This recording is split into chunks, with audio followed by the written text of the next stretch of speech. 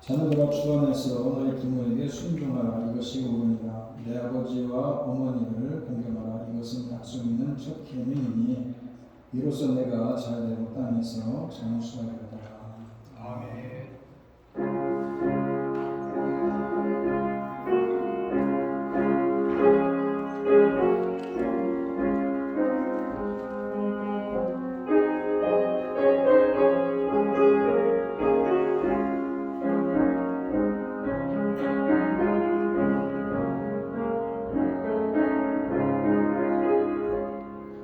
하나님 감사합니다. 우리에게 아름다운 가정을 허락하시고 귀한 또 어버이를 허락해 주셔서 정말 오늘 어버이 주를 맞이해서 하나님께 감사의 기도드리겠음을 감사드립니다. 오늘 이 시간 우리들의 마음을 모아서 정성을 뜻을 모아서 우리들의 영의 아버지신 하나님께 먼저 예배하며 또 우리 육적인 부모와 또 우리 가정을 생각하는 귀한 시간이 되게 하십시고 늘 우리들을 위해서 우리들의 가정을 위해서 진짜 부여물한 은혜와 축복들을 기대하며 오늘 예배자를 살아가는 모든 밥그릇들을 축복하시고 오늘 예배를 주님이 기뻐하여 주셨소서. 예수님 이름으로 기도드립니다. 감사합니다. 선생님.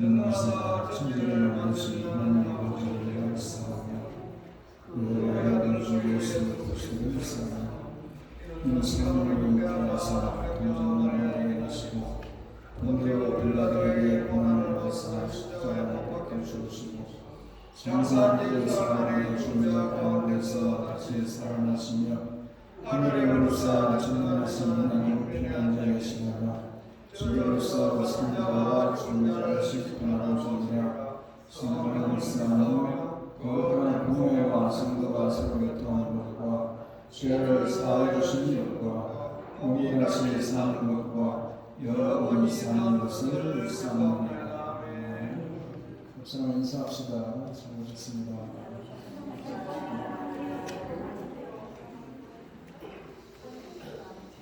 어버이 주입니다. 그죠? 저만 꽃을 달고 있는 것 같은데요. 꽃을 좀 다셨습니까? 하여튼 어버이 주일 같이 예배드리면서 감사하고 제가 이번 주 화요일부터 토요일까지 총회 참석을 합니다. 그래서 시카고에 갑니다. 교단 총회가 화요일부터 금요일까지 있습니다. 그래서 제가 총회 마치고 토요일에 돌아갑니다. 우리 이장정 선생님 오셨네요. 오랜만에 오셔서 박수 드립니다.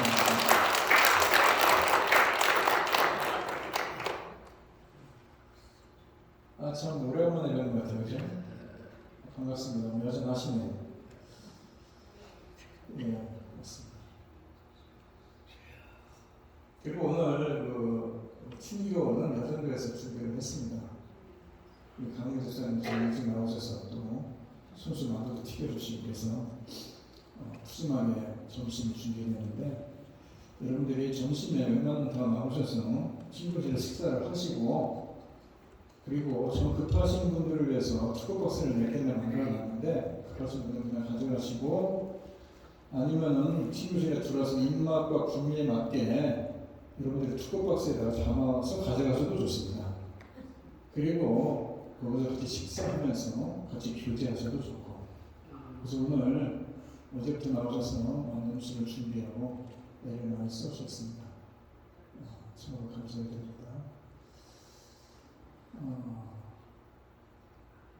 뭔가 제가 광고에 있었는데 잊어버린 것 같아요. 넘어가겠습니다. 찬양하면서 한번하겠습니다.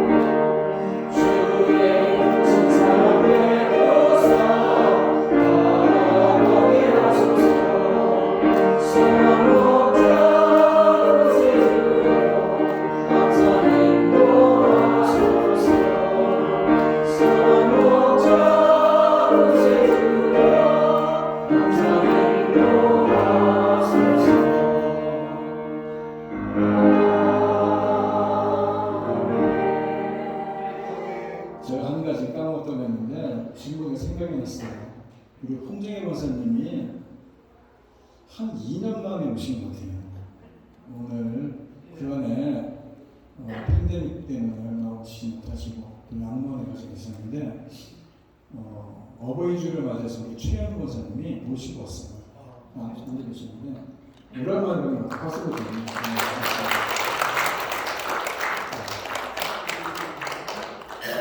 기도하겠습니다. 하나님 오늘 어버이주일입니다. 늘 부모께 효도하고 공경하는 주님의 약속의 말씀이 있었음에도 불구하고 우리가 그렇게 하지 못하고 평생을 이루어서 오늘에 이르기까지 제대로 마음적으로 표현하지 못한 것을 이제 주께 내려놓고 회개하는 주님 용서하시고, 또 우리들의 전부 부모는 아니지만 교회 어르신들을 주께서 기억하시고 정말 흐려지지 않는 정신을 갖게 하시고 온전히 해주셔서 정말 하루하루 삶이 복될 수 있도록 주셔서 도와주시옵시며, 우리가 그분들을 공경하고 그분들을 사랑하고 그분들을 섬겨줄 수 있도록 우리들의 마음을 주님이 주장하여 주옵소서. 특별히 자식을 잃고 있는 어미도 있고 또 자녀의 가족들이 어려움을 겪고 있는 부모도 있습니다. 하나 어려움에 처해 있는 그들을 기억하시고 지금의 잠긴 그들의 마음을 이해하시고 그들의 마음에 편안함을 덧입혀주시고, 우리 하나님께서 그들의 자녀들의 가정을 축복하시다는 소망 가운데 기도하게 하시고, 부모의 걱정과 근심이 아니라 정말 그들이 부모에게 큰 기쁨이 될 수 있도록 우리가 은혜를 베풀어 주셔서 부모가 먼저 은혜받게 하시고 부모가 먼저 기쁨을 맛보게 하시고 부모가 먼저 평안케 하시옵시며, 또 부모의 사랑을 받은 자녀들도 지금 부모를 잘 공경하게 하고 효도하게 하시며, 그런 가운데 아름다운 천국의 모범으로 이루어가는데 부족없는 귀하고 복된 가정들로 삼아 주옵소서. 오늘도 주께 나와서 기도하는 귀한 마음들입니다. 여러 가지 기도의 제목들도 있고 분주한 가운데서도 오늘도 주님의 자녀를 기억하며 나와서 기도하는 귀한 발걸음들을 축복하시며, 이들의 주님께 드려지는 귀한 예배뿐만 아니라 마음의 소원과 기도의 제목들을 넓혀주셔서 이들의 삶을 복되게 하시고 이들의 가정이 윤택하게 하시며 이들의 자녀들이 형통케 하여 주옵소서. 저 오늘도 어버이 주일을 맞이해서 오신을 섬기는 귀한 손길들이 있습니다. 하나님 그 손길들을 기억하시고 주님의 방법대로 축복하시되 차고 넘치고 풀이 두루도 나눌 수 있도록 우리 하나님께서 보배로 허락하여 주옵소서. 오늘도 주님께 나와서 귀한 예물드립니다. 오늘도 땅에 떨어지지 않게 하시고 주님 나라를 위해서 귀하게 쓰임받을 뿐만 아니라 드려진 손길을 복되게 해주시며 그들의 일터가 늘 풍성케 하여 주옵소서. 오늘도 선교제사에 쓰고 수많은 선교사님들도 기억해 주시고 그들의 사모가 그들의 사역 가운데 주님이 복내어 주시고 은혜 베풀어 주셔서 여러 힘든 가운데서 주님만의 열매가 맺혀지는 놀라운 역사가 선교지 곳곳에서 일어나게 하여 주옵소서. 오늘도 귀한 예배를 주님께서 기뻐받아 주시옵시고 찾아오는 모든 심령들 속에 주님의 은혜로 꼭 채운다며 그리고 주님의 주인 놀라운 축복을 가득 채움받고 돌아가는 복된 예배를 드리기 간절히 바라고 예수님의 이름으로 기도드립니다. 아멘. 선서가 주시기 바랍니다.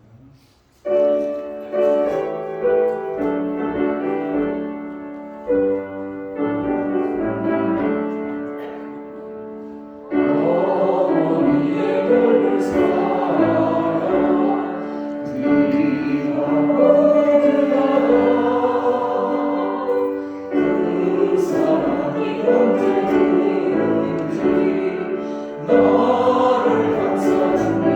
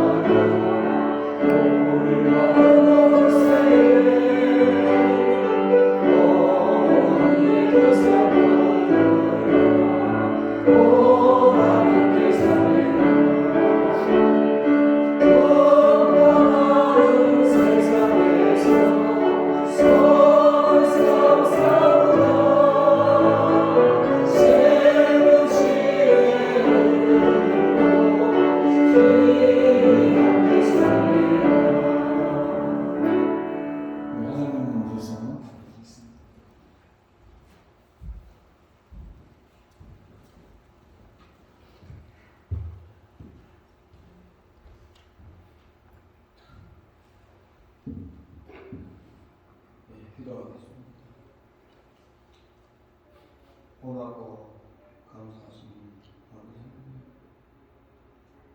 하나님을 사랑하고 말씀을 사랑하는 하나님의 은혜입니다. 우리 하나님이여, 오늘도 귀하고 복된 시간 주님 말씀을 사모했어요. 이 시간 우리 하나님의 주의 사랑은 달려있습니다.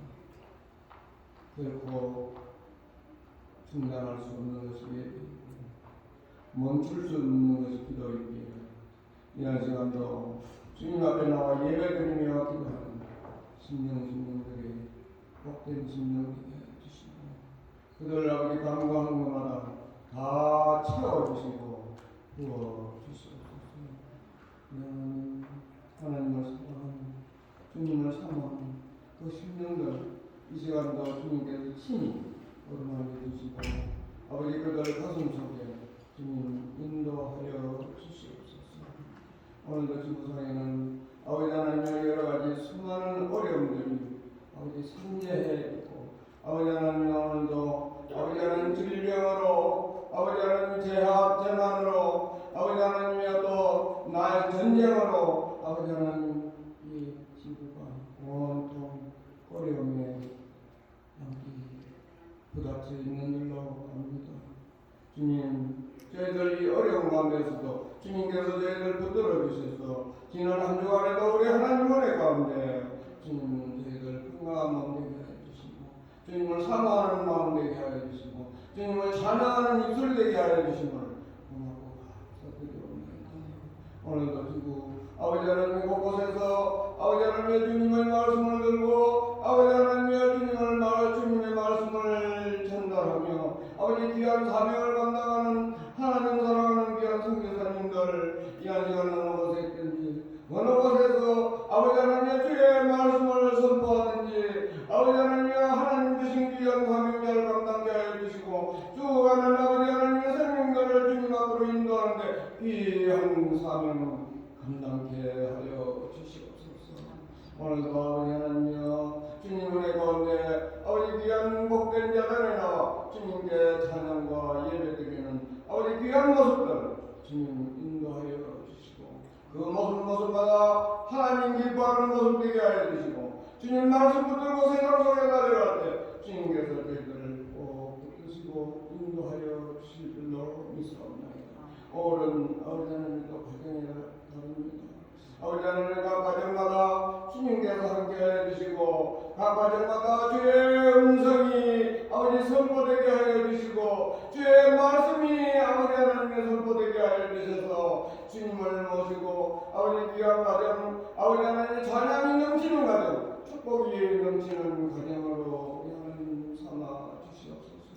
미안 시간 아버지 하나님 이 아니요 귀한 말씀을 아버지 하나님 이 재단에 아버지 하나님 선포하는 귀한 주의 종 아버지 하나님이 붙드시고 인도하여 주셔서 저희들 생명의 길로 인도하는 귀한 주의 종 아버지 하나님의 그 말씀 속에 성령님이 친히 역사하여 주시옵소서. 우리 신령마다 아버지 하나님의 주의 말씀도 붙들게 해주시고 귀한 주의 종 말씀으로 통하여 아버지 한 주간을 살아가는데 영의 양식을 공급받게 하여 주시고 육의 양식도 아울러 공급받는 귀한 시간 하여 주시옵소서. 이한 시간 드리는 내 속에 오시는 하여 주시고 저희들 어느 곳에 가든지 주의 크고 강한 발이 붙들어 주실 줄로 믿사옵나이다. 드리는 일에 우리 하나님 영광 받아 주시고 우리 모두에게 은혜의 귀한 남들이 허락하여 주실 줄 믿사옵고 우리 예수님의 이름으로 기도하옵나이다. 아멘.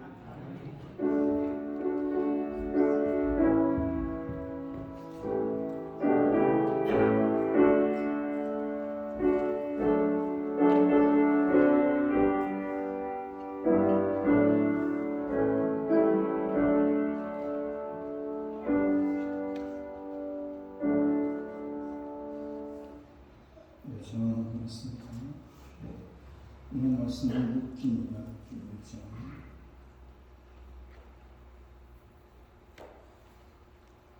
16절 17절 주절을 읽습니다. 루시 이르되 내게 어머니를 떠나며 어머니를 따르지 말고 돌아가라 간구하지 마옵소서. 어머니께서 가시는 곳에 나도 가고 어머니께서 머무시는 곳에 나도 머무르나이다. 어머니 백성이 나의 백성이 되고 어머니 하나님이 나의 하나님이 되시리니 어머니께서 죽으신 곳에서 나도 죽고 거기 묻힐 것이라. 만약 내가 죽는 이래에 어머니를 떠나면 여호와께서 내게 벌을 내리시고 벌을 내리시기를 원하나이다 하는지라. 아멘. 이렇게 기도했습니다. 오늘 우리가 어버이주를 맞이해서 6기를 살펴보려고 합니다. 어렵고 힘든 형편적인 상황이었지만 그럼에도 불구하고 어머니를 모시며 또 효도하며 많은 사람들에게 그때 사랑을 전함을 통해서 정말로 주신 무한 은혜와 축복 속에 예수님 계보의 발에 세움받는 이곳의 효도하는 모습을 살펴보면서 오늘도 그 우리가 도전받게 하시고 오늘도 귀한 말씀을 통해서 귀한 공동에 대한 것을 다시 한번 마음에 새기는 시간이 됐구나 합니다. 부모로서 자녀를 또 사랑했던 나오미처럼 귀한 사랑을 통해서 아름다운 가정, 천국의 무용된 가정들을 만들어가는 데 부족하는 우리 모두가 되게 하여 주셨습니다. 예수님의 이름으로 기도합니다. 아멘. 요즘에 참 우크라이나 전쟁이 여러 가지 사태들을 보면서 끔찍한 뉴스에 눈물을 치고 있는데 그런 분이라면 그리고 그치지 않은 고난에 몸과 마음을 상해서 지친 분이라면 또 사람에게 상처받아서 실망하고 만사가 귀찮아지신 분이라면 반드시 읽어야 될 성경이 있다면 이 룻기입니다. 룻기는 성경의 수많은 이야기 중에서도 돋보이고 아름다운 성경인데 룻기에는 악인이 한 명도 등장하지 않습니다. 룻기의 인물들은 고난에 흔들리긴 하지만 그런 가운데서도 하나같이 선함과 인내로 반짝반짝 빛이 나는 그런 등장인물들입니다. 룻기의 인물과 이야기는 주님의 마음을 잘 보여주는 그림 같은데 룻기는 마치 지치고 상한 마음을 취하기 위해서 주신 주님의 선물보다 같은 이야기입니다. 그래서 룻기는 고난의 먹구름을 뚫고 비추는 한글기의 소망의 햇볕처럼 우리 마음을 비춰주는데 룻기 이전의 책이 사설입니다. 사설이면 총 21장으로 되어 있는데 주님의 명령도 사명도 잊어버린 채 각기 제 속임대로 살았더라라고 하는 책이 그 시대가 사설입니다. 온갖 사건과 사고로 가득 찬 요즘 뉴스를 보는 것 같지 않습니까? 그러다가 룻기로 넘어오면 갑자기 분위기가 확 바뀝니다. 율법도 모르는 이방 외인 룻이 율법을 아는 이스라엘보다 더 신실한 삶을 살고 그녀를 맞이하는 이스라엘 백성들의 배려와 사랑으로 충만한 이야기가 룻기입니다. 짧은 4장으로 되어 있는 룻기지만은 이 사사기의 비극으로 지치고 상하신 주님과 성도의 마음을 치유하는 따뜻한 이야기가 룻기입니다. 그래서 오늘 이 룻기를 통해서 우리는 자신의 가정에 충실했으며 특별히 이웃 여인들로부터 7 아들보다도 귀하다는 귀한 며느리라고 칭송을 받았던 이 룻에 대한 이야기를 살펴보려고 합니다. 룻기가 어떻게 시작이 되느냐 1장 1절 보게 되면 사사들이 7일하던 때에 그때는 흉년이 듭니다. 유다 베들레헴의 한 사람이 그의 아내와 2 아들을 데리고 모압 지방에 가서 거류하였는데 사사들이 7일하던 때가 어느 시대입니까? 사사시대. 근데 사사시대 다음에가 사울이 등장하고 다윗이 등장하는 시대입니다. 그런데 이 사사시대, 이 룻이 살았던 시대인데 그런데 4장 22절 말씀에서 볼 수 있듯이 룻기가 기록된 때는 사사시대가 끝나고 사울왕을 지나서 다윗왕이 태어났답니다. 그래서 아무튼 우리나라 성경은 연대기적으로 사사기 뒤에 룻기가 나옵니다. 사사기, 룻기, 사무엘상, 사무엘하 이렇게 나오지 않습니까? 그래서 시대적으로 사사기 다음에 룻기고 그 다음에 사무엘인데 이 룻기는 사무엘을 썼습니다. 사무엘은 다윗의 머리에 기름을 부었던 사람이 사무엘입니다. 무슨 얘기냐? 시대적으로 보면은 사세기 다음에 무식기가 맞지만은 히브리어 성경에 보게 되면은 이 사세기 뒤에 룻기가 있는 것이 아니라 잠언 뒤에 룻기가 있습니다. 히브리 성경에 보면 왜 그러느냐? 잠언 마지막 장인 31장 10절에 나오는 현숙한 여인에 대한 얘기가 나올 때 이 현숙한 여인을 룻을 봤기 때문에 그렇습니다. 실제적으로 보아스가 룻기 3장 11절에서 이 룻을 가리켜서 현숙한 여인 이렇게 얘기합니다. 무슨 얘기냐? 잠언에 나온 그 마지막 부분에 현숙한 여인이 룻이라는 생각에 히브리어 성경은 잠언 다음에 룻을 낳다, 룻기를 낳다 이런 얘기예요. 근데 뭐 잠언 뒤에 룻기가 있든지 사사기 뒤에 룻기가 있든지 그것이 중요한 것이 아니라 룻기를 통해서 우리가 무슨 말씀을 전해주시는 하나님의 음성을 들어야 되는데 오늘 계속해서 그 뒤에 보게 되면 1장 1절 뒤에 그 땅에 흉년이 드니라. 흉년 때문에 유다 베들레헴에 사는 한 사람이 그의 아내와 두 아들을 데리고 모압 땅으로 옵니다. 모압은 이스라엘 옆에 있는 이방 땅입니다. 그런데 베들레헴이 워낙 흉년이 들으니까 모압이 먹고 살만하다 생각이 소문이 들어서 모압 땅으로 가는데 그 사람이 누구냐? 엘리멜렉입니다. 엘리멜렉이 그 부인 나오미를 데리고 그 아들 두 아들 기름과 말년을 데리고 갔는데 가자마자 엘리멜렉은 죽고 그 아들들은 모압 여인들과 결혼합니다. 첫째 며느리가 오르가고 둘째 며느리가 룻입니다. 그러다 10년쯤 살다가 두 아들이 죽어버렸어요. 그런데 소식이 들려오기를 베들레헴에 다시는 흉년이 들었다는 겁니다. 이제는 거꾸로 모압이 흉년이 들었고 베들레헴이 흉년이 들었으니 이제 모압에 있을 이유가 없습니다. 나오미가 자기의 남편도 죽고 두 아들도 죽었기 때문에 다시 베들레헴으로 돌아가야 되는데 자기 며느리들에게 모압 여자인 며느리들에게 너희들은 여기 남아서 젊고 아름다우니까 재혼을 해라 이렇게 권유합니다. 그런데 그 두 며느리가 울면서 절대 그럴 수가 없다고 얘기합니다. 그런데 이 시어머니 나오미의 마음도 진심이었고 진심으로 사랑하는 마음으로 저 젊고 앞길이 창창한 며느리들에게 행복을 빌어주는 마음으로 무슨 얘기를 하느냐? 13절에 여호와의 손이 나를 치셨으므로 나는 너희를 위하여 더욱 마음이 아프다. 불행이 나오미에게 찾아왔지만 그로 인해서 너희들까지 불안할 필요는 없다. 그러니 너희들은 돌아가라. 이렇게 말을 하지만은 그 가운데 참으로 며느리를 돌려보내라는 그 마음이 참 귀한 마음 아니겠습니까?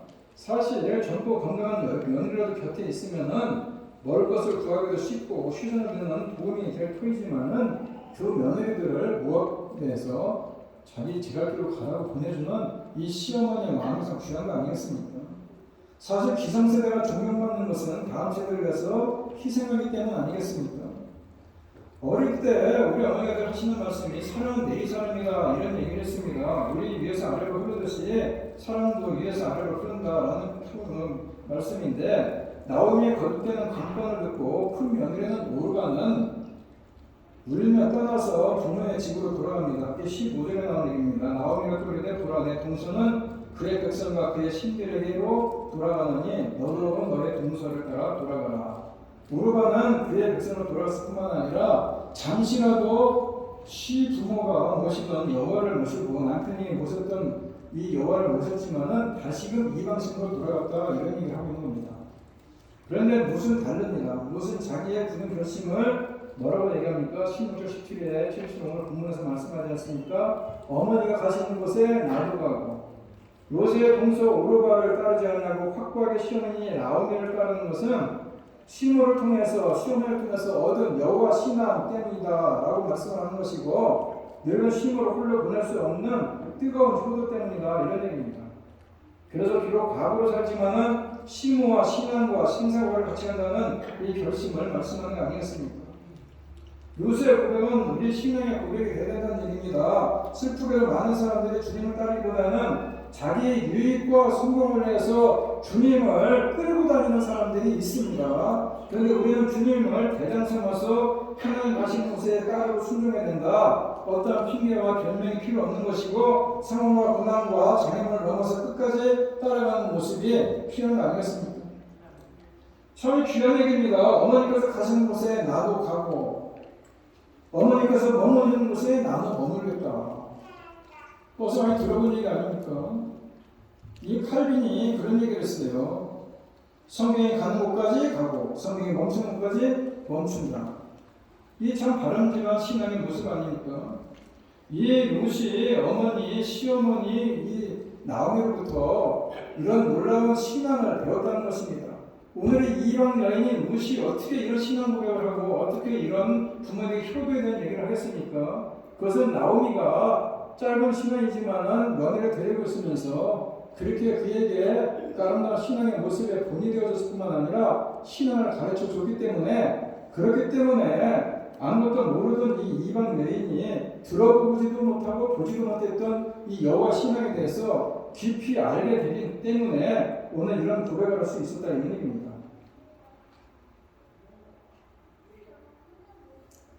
그래서 우리가 하나님의 정죄에서 벗어나는 것이 아니라 하나님이 원하시는 바로 그곳에 우리가 있어야 되는 것이고 하나님이 머무시고 머물라고 하는 그곳에 머물러 있어야 된다. 그것을 떠나지 말아야 된다 이런 얘기입니다. 욕심이나 세상이나 사탄에 따라서 함부로 다니는 것이 아니라 자의 이탈이 근무 이탈이고 사명 이탈 아니겠습니까? 하나님 부르신 바로 그곳에서 내가 여기 있나이다 나를 보내소서 할 수 있는 그런 고백이 필요하다는 얘기입니다. 어찌되건 시므 나오면은 아무런 소망이 없었지만은 무엇이 시므가 있는 바로 그곳에 머물렀을 때에 힘과 기쁨과 소망이 되었다는 겁니다. 우리를 필요로 하는 그곳에 머물면 생명과 소망과 역사가 일어난다 이런 얘기예요. 예수님의 십자가의 사랑이 죄인을 구원하는 것이고 주님이 계시고 사명이 있는 바로 그곳에서 충성해라. 주님과 사명을 쉽게 떠나면 안 된다는 겁니다. 고통의 나아미가 있는 곳에 무엇이 머물렀던 것처럼 부모와 하나님의 사명이 자리에 굳건하게 머무는 그런 믿음이 있어야 된다는 얘기입니다. 그리고 16절과 17절 가운데 어머니 하나님이 나의 하나님이 되고 참으로 이러한 롯의 고백은 진실로 여호와만이 참 하나님이 되신다라는 넓은 신앙의 근거 아닌가 아니겠습니까? 롯이 모압으로 돌아가서 재혼하면은 남은 여생 동안 편안한 삶을 누릴 수 있는데도 불구하고 자기의 부모와 친척과 조건과 환경을 떠나서 아무런 희망도 없는 이 늙은 시므 나오미를 따라가겠다는 롯의 결심은 단순히 효심이나 이러한 존경을 초월해서 완전한 자기 희생을 보여주는 이게 여호와 신앙이다 이런 얘기입니다. 나오미가 이방 우상의 나라에서도 그리고 남편과 두 아들이 연달아 죽는 그런 기막힌 상황 속에서도 신앙의 태도와 믿음을 잃지 않았기 때문에 그것을 이 본받은 롯이 바로 이런 신앙의 열매를 맺는 거 아니겠습니까? 신앙의 승리 아니겠습니까? 전하고 가르치고 보여주는 자가 없이 이방인의 롯이 하나님의 자녀가 될 수 있는 것은 하나님의 자녀가 될 수 있다는 것은 쉬운 얘기는 아니라는 것입니다. 이러한 감동과 본을 보여주는 부모와 어른들이 되어야 된다는 얘기입니다. 롯은 나오미의 신앙을 따라서 자기 나라 모압의 신을 완전히 떠나서 여호와 하나님에 대한 확고한 신앙을 수려했습니다. 우리에게 재물과 지위와 권세를 주신 하나님은 늘 숨어 계십니다. 우리가 높아질수록 겸손해야 하나님이 드러나는 것입니다. 이 롯의 삶 속에서 그런 모습을 보여주기 때문에 이 롯이 귀한 신앙의 모습으로 이렇게 아름다운 고백을 하지 않습니까? 신앙이란 애줄타기라는 것과 고기와 같습니다. 매 순간 하나님의 은혜를 구해야 하지만은 나태해지거나 교만해지지 않도록 늘 점검해야 된다 이런 얘기입니다. 감사와 탐욕은 같은 근원에서 출발합니다. 내게 복을 주신 하나님을 바라볼 때에 감사가 되지만은 복 자체를 바라보면은 탐욕이 되는 겁니다. 하나님은 우리가 자기 공로를 자랑하는 것이 아니라 그분의 은혜를 고백하기를 원하신다는 겁니다. 하나님의 은혜를 받고 그 은혜를 빼앗기지 않으려면 복받을수록 겸손해져야 되는 것이고 고통 가운데서도 나오면 살아계신 하나님을 보여주지 않습니까? 그래서 롯이 어머니 하나님이 나의 하나님이 되리라 라고 위대한 신앙 고백을 하는 겁니다. 롯은 시어머니 나오미를 따라서 자신의 고향을 떠나고 가족도 떠나려고 합니다. 그런 고향도 없고 가족도 없습니다. 그 낯선 곳에서 이제 나오미가 자기의 가족이 되는 것이고 이제 그곳이 자기의 고향이 되는 것이고 그곳에 여호와가 자기의 신앙이 된다 이런 의미입니다. 유숙한다는 말이 나오는데 이것은 하루밤 신세를 진다. 무슨 얘기냐? 등 따르고 좋은 안전된 집이 있는 것이 아니라 늘 떠돌이 같은 삶이고 차고 나그네 같은 삶인데 얼마나 힘들고 어렵겠느냐 이 얘기입니다. 그럼에도 불구하고 그녀의 확고한 태도를 보면은 나오미가 그랬다는 것처럼 체면차별로 시어머니를 따르겠다는 것이 아니고 도대체 무슨 어떤 사람에게 어떤 이유로 피 한 번 섞이지 않는 가난하고 늙은 시어머니를 위해서 이렇게까지 희생하는 것이냐. 시어머니의 뜻이 이렇게 확고하고 자신은 아직 젊어 새 인생을 살 기회가 남았으니 동서 오라버처럼 떠나라고 해서 누가 그녀를 비난할 수 있겠습니까? 어지간한 사람이라면 오히려 이런 상황에서 젊고 원망을 해도 이상할 것이 없습니다. 내가 남편 보고 결혼했지 시어머니 보고 결혼했나? 재수가 없으려니까 남편은 금방 죽어버리고 빈털터리 시어머니만 떠맡게 되었네. 왜 내게 이런 일만 생기지? 라고 원망하고 불평할 수 있는 처지가 바로 무쇠처지 아니겠어요? 우리는 그녀의 과거를 모릅니다. 어떤 집안 분위기에서 태어나고 배우고 자랐는지도 모르고 어떤 결혼 생활을 했는지도 모릅니다. 그러나 이후 벌어지는 일들을 통해서 그녀의 사랑 뱀뱀이와 시어머니의 관계에 대해서 알 수 있지 않습니까? 2장 3장을 계속해서 보게 되면은 베들레헴에 도착한 것은 나오미가 시키지도 않았는데 먼저 밭에 나가서 미상을 주어서 시어머니를 돌봅니다. 이렇게 2장 2절에 나오는 얘기 아닙니까?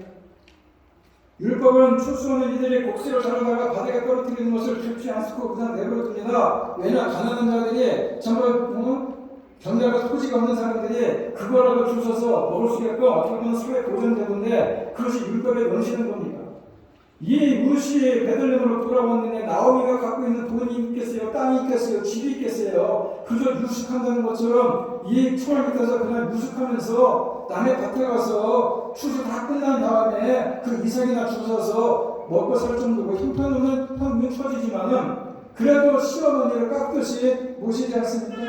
6기 2장 7절을 보게 되면 육군이 이런 얘기를 합니다. 그의 말이 나는 배는 자를 따라서 단 사이에 미사를 죽게 하소서. 그런데 아침부터 나와서 쉼없이 저녁 때까지 미사 끊느라고 잠시도 쉬지 않는 루스의 모습이 대단하다고 그 일꾼들이 평을 칭찬할 정도로 루시 엄청 성실하게 부모를 모시는 모습을 볼 수가 있습니다. 그래서 나오미가 있기에 루시 있고 루시 있기에 나오미가 있는 거 아니겠습니까? 진정으로 복받기를 원하면 복만 집착해서 추구하지 말고 먼저 하나님을 추구하고 그 추구를 분명히 효도하는 모습을 통해 나타내야 된다 이런 얘기입니다. 하나님과 부모님에게 효도하는 것을 하나님께 순종하는 것과 동일시하고 효도할 때 반드시 복의 문을 열어주신다 이런 얘기입니다. 약간의 사랑 중에 하나님의 인간의 사랑 중에 가장 가까운 하나님의 사랑과 가까이 있다면 그건 부모의 사랑입니다. 부모는 내 존재의 출발점이기에 부모를 섬기는 삶은 하나님을 섬기는 삶의 기초 훈련과도 같다는 겁니다. 하나님을 경외하는 것과 부모를 공경하는 것은 동떨어진 것이 아니라는 것입니다. 하나님을 사랑한다고 하나님을 사랑하는 부모도 사랑해야 되는 것이고 내 아버지 어머니를 공경하는 것은 약속 있는 첫 계명이라고 했지만은 그 약속 있는 첫 계명, 10계명 중 실제적으로 복이 약속된 첫째 계명이라는 그런 뜻인데 다시 말해서 추상적인 복이 아니라 그저 복 받으라 하는 얘기가 아니라 실제적인 복을 원하면은 효도해라 이런 얘기입니다. 사람이 철든 두 개의 징표가 있다고 해요. 받을 생각만 하다가 이제는 줄 생각으로 생각이 바뀔 때 철들었다고 해요. 그래서 늘 남의 손만 바라보는 사람이 이제는 남에게 베풀어주는 사람을 사는 것은 철드는 사람이 그런 일을 하고 또 하나 철드는 것은 자기를 키워준 부모의 사랑을 깨닫고 보답하려고 하는 것이 철든 사람이라는 겁니다. 그런데 죽을 때까지 철 안 듣는 사람도 있고 또 철들자 환갑이라고 너무 늦게 철들다 보니까는 섬기려고 했던 부모님은 기억력이 감감해지고 그나마도 돌아가시고 안 계시고 그러다 보니 효도할 기회가 쉽지 않다는 얘기입니다. 내가 바르게 크기까지 부모의 희생적인 사랑에 눈물을 마르지 않았습니다. 내가 힘들 때는 겉으로 말라고 했지만 깊은 곳에서는 여전히 감추고 흐르지 않습니까? 그 넓고 깊은 사랑을 외면하지 말라는 겁니다. 부모의 사랑은 포기가 없다는 겁니다. 장에 수많은 허물로 눈이 덮고 작은 희망만 보여도 끝까지 기다리기 잃지 않고 기도하며 기다려주는 게 부모인 것 같아요. 부모는 행여 자기 자녀 마음을 상하게 할까봐 그동안 무수히 언행을 주의해 왔는데 그처럼 자녀에서 무수한 고통을 감수한 부모를 위해서 그만큼 큰 고통을 감수하는 자녀는 거의 없습니다. 그런 현실을 이해하고 수시로 자신을 일깨워 부모의 사랑에 힘써 보답하려고 하면은 하나님도 기뻐하시고 그 하나님의 기쁨이 내게 복으로 나타난다 이런 얘기입니다. 늦게 해피엔딩을 보면서 하나님의 중요성을 느끼는데 좋은 만남은 행복과 축복의 원천이지만 놀랍게 능력이 엄청도 됩니다. 그 만남을 통해서 그동안 못했던 일을 할 수 있게 될 때도 많고, 그래서 사람들은 밖에서 좋은 만남을 열심히 찾지만은 그 전에 해야 될 우선적인 일이 가족을 좋은 만남의 대상으로 만들어야 된다, 이런 얘기예요. 가정 내에 좋은 만남으로 모든 좋은 만남의 뿌리가 왔습니다. 좋은 가정에 만들게 힘쓰라, 이런 얘기는, 그런 얘기 많이 해요. 그런 얘기는 가정 환경이 좋으면 얼마나 좋겠습니까만 가정 환경이 좋은 사람들이 그렇게 많습니까? 금수저하고 태어난 사람들이 많이 있습니까? 우리 같은 사람은 흑수저 들고 태어났는데 흑수저 들고 왔다고 해서 원망하고 불평할 것이 아니라 그런 좋은 환경에서 태어나지 못했다고 해서 가정에 대해서 원망과 불평할 것이 아니라 내가 좋은 가정을 만드는 것이 더 중요하다, 이런 얘기예요. 좋은 만남을 원하는 것도 좋은 만남을 통해서 내가 행복해지는 것도 중요하게 볼지 모르겠지만은 그보다 더 중요한 얘기는 내가 더 좋은 가족이 되려는 내 의지가 더 중요하다, 이런 얘기입니다. 좋은 부모를 만나는 것도 중요하지만은 효도해서 부모와의 만남을 좋게 만들어가는 것도 더 중요하다, 이런 얘기입니다. 받은 상처에 너무 몰입하지 말라는 겁니다. 우리는 받은 상처는 엄청 잘 기억하는데 준 상처는 별로 기억하지 않아요. 받은 상처는 오래 기억하고 거기에 집착해서 하는 것은 남에게 준 상처는 생각지도 않고 자기 감정에만 치우쳐 사는 모습일 때가 많이 있지 않습니까? 내가 받은 상처를 다 잊어야 남에게 준 상처가 하나님 믿게 만들어주는 겁니다. 특히 가장 잊지 못해야 될 상처는 부모로부터 받았다고 생각하는 상처인데 자신은 부모에게 상처를 주지 않았겠는가? 부모로부터 받은 상처를 잊어버려야 합니다. 그때 내 자녀에게 내가 그런 똑같은 실수를 반복하지 않습니다. 부모로부터 받은 상처를 잊지 않으면 자신도 모르는 사이에 내 자녀에게도 나도 똑같은 상처를 줄 수 있다는 겁니다. 상처의 악순환 아니겠습니까? 부모로부터 받은 상처를 잘 잊고 끊어낼 줄 아는 것은 어떻게 보면 큰 효도이고 큰 복의 원천 중에 하나라는 겁니다. 그때부터 부모의 만남이 좋은 만남으로 형성되어지기 시작한다는 겁니다. 그리고 가장 복된 만남은 역시 하나님의 만남 아니겠습니까? 요즘 가난한 이방 과부 여인이었지만 하나님의 만남으로 현재한 사람입니다. 아무리 처참하게 무너진 인생도 하나님을 만나는 소망이 있고 하나님을 붙잡으면 다시 일어날 수 있는 거 아니겠습니까? 그처럼 하나님을 만나서 하나님의 손길에 붙잡히면 어떻게 되느냐? 무처럼 하라는 겁니다. 요즘 고향과 가족과 원래에 가졌던 모압 신앙을 포기하고 그는 재원과 물질을 포기하고 앞날의 청청한 인생을 포기했을 때에 그런 것에 대해 하나님은 엄청난 축복을 해주십니다. 하나님은 하나님 때문에 포기하는 그 포기하는 것보다 훨씬 더 많은 것으로 축복해 준다는 거 아니겠습니까? 하나님 허락하신 만남은 좋은 만남을 만들어 가라는 것입니다. 좋은 사람을 만났으면 꼭 붙잡고 섬기라는 것입니다. 그가 내 틀에 맞는 완벽한 사람을 만들려고 하지 말고 내가 그 사람 마음에 합당하고 그 사람의 기쁨이 되는 사람을 살아가라, 이런 얘기예요. 우리는 거의 다 거꾸로 생각합니다. 왜 내 마음에 안 드느냐? 내 틀에 자꾸 맞추려니까 안 맞는 거예요. 그런데 진짜 좋은 만남은 뭐냐? 내가 그 사람을 기쁘게 해주는 것이고 그 사람이 마음을 들어주는 거예요. 여기 가정 속에서 그런 가정이 된다면 부부간에도 문제가 없을 것이고 부모 자식 간에도 문제가 없을 것이고 서로가 상처도 주고받을 일이 없을 거라, 이런 얘기입니다.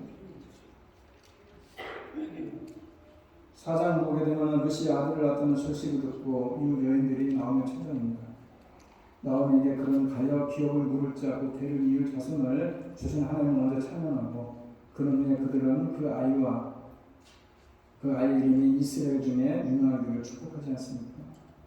그래서 이웃 사람들은 그 아이를 나오미의 생명의 회복자이고 나오미의 노년의 동명자라 이렇게 얘기합니다. 그리고 4장 15절 후반부에 이렇게 얘기하지 않습니까? 곧 너를 사랑하며 7 아들보다 귀한 내 며느리가 낳은 자보다. 여기에 이웃 여인들이 나오미의 며느리 룻을 칭찬하는 말이 나오는데 무슨 얘기입니까? 7 아들보다 낳은 며느리가 이런 얘기예요. 사실 룻이 낯선 베들레헴으로 온 것도 룻이 마테나 이삭을 죽는 것도 룻이 타작마당으로 내려가서 보아스의 발치에 이불을 덮고 거기 누운 것도 또한 룻이 나이든 보아스에 결혼해서 아들을 낳은 것도 다 룻이 그의 시어머니 나오미를 사랑하기 때문에 나오미가 시킨 대로 했기 때문에 그런 놀라운 복이 되었다, 이런 얘기입니다. 그래서 그 아이의 이름은 오벳이라고 짓는데 오벳이라는 뜻이 섬기는 자라고 이름의 뜻처럼 나오미의 생명의 회복자고 또한 나오미의 노년의 분명자가 되지 않습니까? 그래서 그렇게 4장 22절 마지막 보게 되면은 오벳은 이세를 낳고 이셋은 다윗을 낳았더라. 룻이 낳은 아들이 이름이 오벳인데 오벳이 누구냐? 다윗의 할아버지 이름이 오벳이에요. 결국 따지고 보면은 이 룻이 누구냐? 다윗의 증조 할머니예요. 마태복음 6장에 보게 되면 룻의 이름이 이 예수님의 계보에 나오는 이름 아닙니까? 아까 저번에 말씀드렸지만 룻기의 시작은 사사들이 치리하던 때였지만은 룻기의 끝은 다윗을 낳았다가로 끝납니다. 혼란으로 시작되었다가 길수로 끝맺고 있습니다. 시작은 어두웠지만 끝은 밝습니다. 괴로움으로 시작했지만 기쁨과 감사의 마무리가 되고 있습니다. 그 가운데 효성이 지극한 며느리가 있었고 또한 며느리를 진심으로 사랑하고 아끼는 시어머니가 계시지 않습니까? 하나님 그들에게 풍성한 복을 내리신 것입니다. 그러므로 그들은 모든 어려움을 극복하고 궁극적으로 행복한 결과를 만들어내지 않습니까? 오늘 어버이주일입니다. 저는 해마다 이 어버이주일 설교가 제일 힘든 것 같아요. 저도 여러분 앞에 고개를 들지 못할 정도로 전 우리 부모님한테 효도하지 못한 사람이고 전 부모는 이미 가시고 안 계시지만 국권에 많은 사람이에요. 그렇지만은 또 하나님의 말씀이고 또 여러분들이 우리가 지금이라도 마음 안에 새겨야 될 이야기들이고 그리고 이제 부모된 우리가 자녀들을 그렇게 나오미처럼 사랑해야 되는 것입니다. 그렇게 사랑하고 그들에게 신앙의 아름다운 모습을 보여줄 때에 우리들의 며느리들이 비록 이방 여인인 룻이 자기 모압의 신앙을 버리고 자기 동생 오르바 같이 아니하고 그 안에 어머니가 보여줬던 그 신앙의 모습을 기억하면서 그 신앙의 모습을 따라서 자기의 고향도 버리고 자기의 모압 신앙도 버리고 이방 신앙을 버리고 자기 식모가 모시는 여호와 신앙에 심취되어서 참으로 율법을 모르는 이방 여인이 율법을 잘하는 이스라엘 백성들보다 훨씬 더 신실한 삶을 살아가는 모습을 보여줌을 통해서 분명히 큰 기쁨이 되고 하나님 기쁨이 되기 때문에 이 놀라운 축복을 받아 누리는 것이고 또 이 예수님의 계보 속에 한 여인으로 등장하는 그 놀라운 일들을 축복을 받아 누리는 것처럼 오늘 우리도 정말 군대 효도하지 못했지만은 나오미처럼 자녀들을 위해서 사랑을 베풀어주고 또 아름다운 신앙의 모습을 보여줄 때에 우리들의 자녀들의 우리들의 며느리들이 이런 모습을 바라보면서 또 놀라운 축복들을 받아 누리지 않겠습니까? 그것이 자자손손 이어져야 된다는 것이 오늘 본문에서 우리들에게 말씀하시는 것이고 우리가 이 땅에 살아가면서 예수를 믿으면서 가장 마음에 담아둬야 될 일들이 바로 이런 일들 아니겠습니까? 비록 우리는 부모님께 효도하지 못했지만은 자녀들이 효도할 때에 장수의 복뿐만 아니라 참으로 이 땅에 주시는 첫 번째 계명, 참으로 추상적인 계명이 아니라 실제적인 복을 허락해 주시는 놀라운 축복의 힘을 우리가 안다면은 우리는 못했지만 자녀들에게 그것을 부여줌을 통해서 자녀들이 그렇게 살아갈 때에 가정이 놀라운 축복된 가정이 될 것이고 그것이 바로 아름다운 강도로 성장될 것이라는 사실을 기억하면서 오늘 어버이주를 맞이해서 우리가 참으로 룻처럼 사랑을 우러러는 공경할 뿐만 아니라 나님처럼 우리 가족들을 진심으로 아끼고 사랑하는 그런 사람들이 되어져서 하나님이 복이 늘 넘치는 여러분들의 가정이 되기를 주님의 이름으로 축원합니다. 다 같이 일어나서 함께 찬양을 드립니다. 우리가 초등학교 다닐 때 불렀던 이 어머님의 은혜 높은 하늘이라 말들 하지만 이거 모르는 분들은 없겠지만은 이게 사실은 작사 작곡자가 목사님이십니다. 그래서 우리는 학교에서 1절, 2절까지만 불렀지만은 보다 중요한 저수는 3절입니다. 3절. 산이라도 바다라도 따를 수 없는 이 어머님의 그 사랑, 거룩한 사랑, 날마다 주님 앞에 감사를 드리자. 사랑의 어머님을 주신 은혜를 참 귀한 어머님 은혜라는 찬양 너무나 우리가 어버이날만 되면은 불렀던 노래지만은 우리가 이것이 바로 하나님께 드려지는 귀한 찬양의 것을 기억하면서 우리가 함께 이 찬양하면서 어머니 은혜를 다시 한번 되새기는 귀한 시간이 되기를 바랍니다.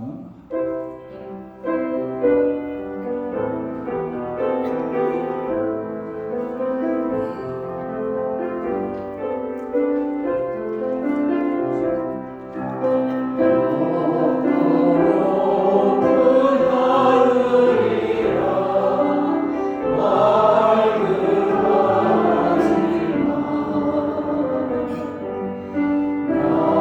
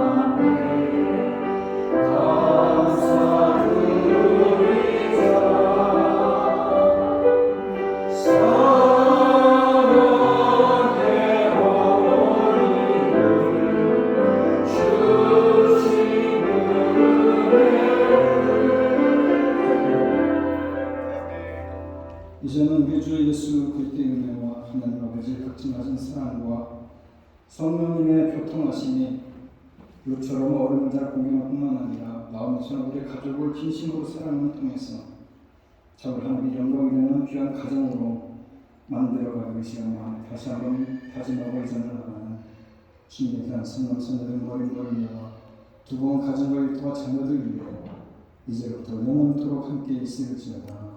아멘.